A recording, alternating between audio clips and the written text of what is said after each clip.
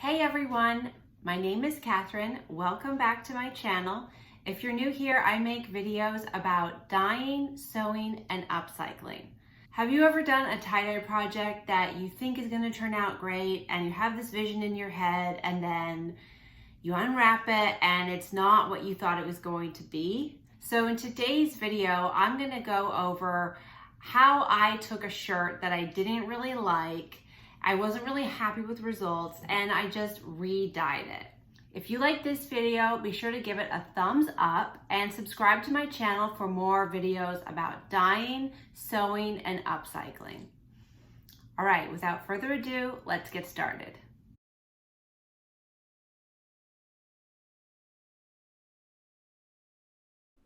So here is the t-shirt that I dyed, and I wanted it to be a little bit more dynamic, and I thought that the squares would show up better, but I think that the colors that I used were not good for this pattern. Maybe I'll try this pattern again with like a really dark color, or just do straight up Shibori.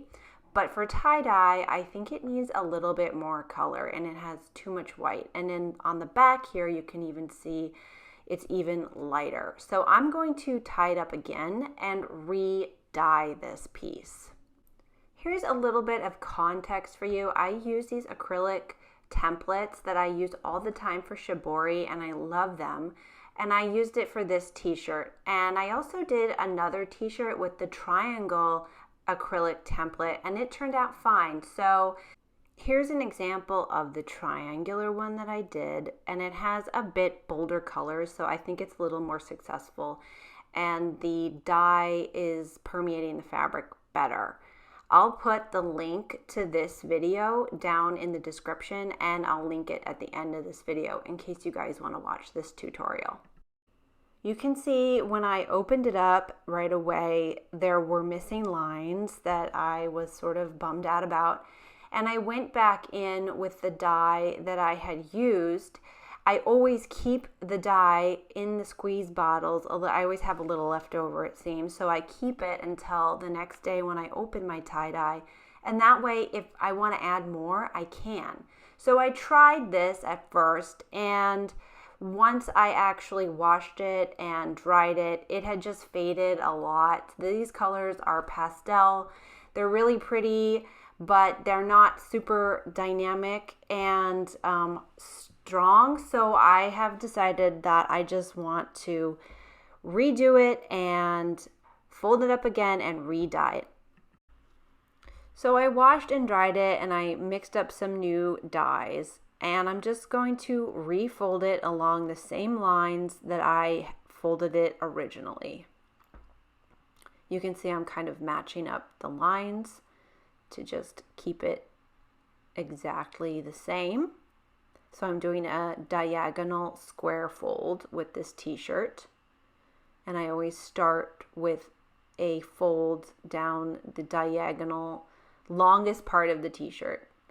So now I have a long rectangle, and I'm going to fold it into squares. I'm just doing accordion folding back and forth to make sure I get as much dye as possible. And I'm not going to use the template this time. I'm just going to use rubber bands for this one. So I have it tightly tied up, and now I'm going to put it in my soda ash solution. I always have a bucket of soda ash in my studio ready to go because I'm always doing stuff with tie-dye, so I use it all the time. I'm going to leave this in for 20 minutes, and I'm going to put the links to the supplies I used down in the description below. So if you want to go check out where to get soda ash, you can follow that link. So I let it soak for 20 minutes, and I made sure to turn it over mid-soak so that it gets completely soaked in that soda ash solution. By the way, I usually use about 2/3 of a cup of soda ash to a gallon of water or so. And I want it to be wet when I'm tie-dyeing, but I don't want it to be too wet. So I make sure to wring it out really well. So I'm going to come in with my purple here, and I'm using Hydrangea from Dharma Trading. I'll list everything down in the description. And I'm coming in and just making sure to go in all of those folds. And since I'm trying to get a more dynamic pattern, I'm being pretty aggressive with the dye. Now I'm coming in with my gray, using brushed steel, and I'm going to mix up some of my glacier blue.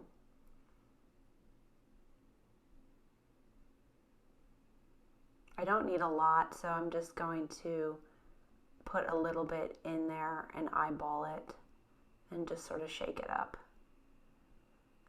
And I'm going to put the blue over everything because it's the lightest color and it's going to just sort of like blend everything together. And again, I'm going into those folds to make sure that everything is getting some dye.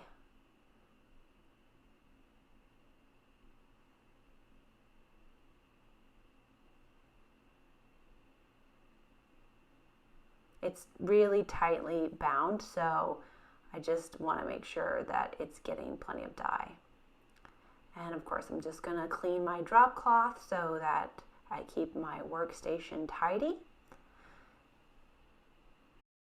The next thing I'm going to do is wrap it in some cling wrap to keep it from drying out, and I'm going to let it sit overnight, and that is going to let the dye set into the cotton fibers. This is a 100% cotton t-shirt, by the way.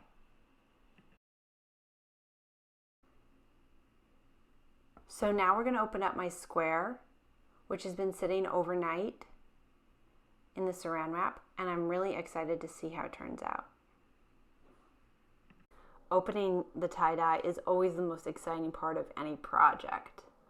I also wanted to let you guys know that I teach online classes for tie-dye, ice dyeing, and shibori. So you can go to my website and check out all of my different classes. And you can also sign up for my mailing list so you're always in the know about all of my classes coming up. So here it is, round 2, and I really like the way it turned out.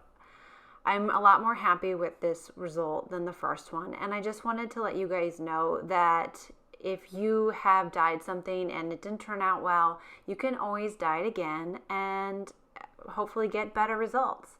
So here it is after I rinsed it with cold and washed it with Synthropol, which is dyer's detergent. Thanks so much for watching. You guys can find me on social media at Onyx Art Studios, and be sure to check out my website for all my online classes and upcoming dates. Thanks so much, and I'll see you guys next time.